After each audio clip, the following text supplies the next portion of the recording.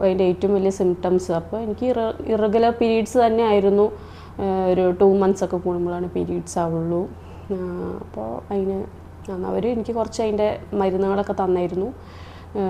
Test ചെയ്തതിന് ശേഷമൊക്കെ മരുന്നുകൾ തന്നു. അങ്ങനെ 1 month കഴിക്കാൻ പറഞ്ഞു. 1 month ഒക്കെ കഴിച്ച് അതേപോലെ എക്സസൈസ് വേണമെന്ന് പറഞ്ഞു. ഫുഡിൻ്റെ കാര്യത്തിൽ നല്ലൊരു കൺട്രോൾ, ഹെൽത്തി ഫുഡ്സാണ് കഴിക്കാൻ ഗൂഗിളിൽ സെർച്ച് ചെയ്തപ്പോൾ മനസ്സിലായി ഹെൽത്തി ഫുഡ്സ് കഴിക്കണം എന്നുള്ളത് മനസ്സിലായി. ഓക്കെ, ഞാൻ ഭയങ്കര കോൺഷ്യസ് ആണ് അതിനെ പറ്റിയിട്ടൊക്കെ. അപ്പോൾ ഞാൻ ആ അറിഞ്ഞ ദിവസം തന്നെ ഗൂഗിൾ ചെയ്ത് എന്താ കാര്യങ്ങളൊക്കെ മനസ്സിലാക്കി പിറ്റേ ദിവസം തൊട്ടിട്ട് ഒരു ഹെൽത്തി ലൈഫ് മുന്നോട്ട് കൊണ്ടുപോകാൻ തീരുമാനിച്ചു. അപ്പോൾ അങ്ങനെ ആദ്യമായിട്ട് തന്നെ നമ്മുടെ വെയിറ്റ്, നമ്മുടെ ഹൈറ്റിനനുസരിച്ചുള്ളൊരു വെയിറ്റ് ആക്കി തീർക്കണം. നമ്മളിപ്പോൾ എത്ര ഒന്നും അങ്ങനെ കഴിച്ചില്ലെങ്കിൽ നമ്മൾ വെയിറ്റ് ഗെയിൻ ഉണ്ടാവും എന്നുള്ളതാണ് PCOD ഉള്ളവർക്ക് മനസ്സിലാവും. പെട്ടെന്ന് വെയിറ്റ് ഗെയിൻ ചെയ്യും.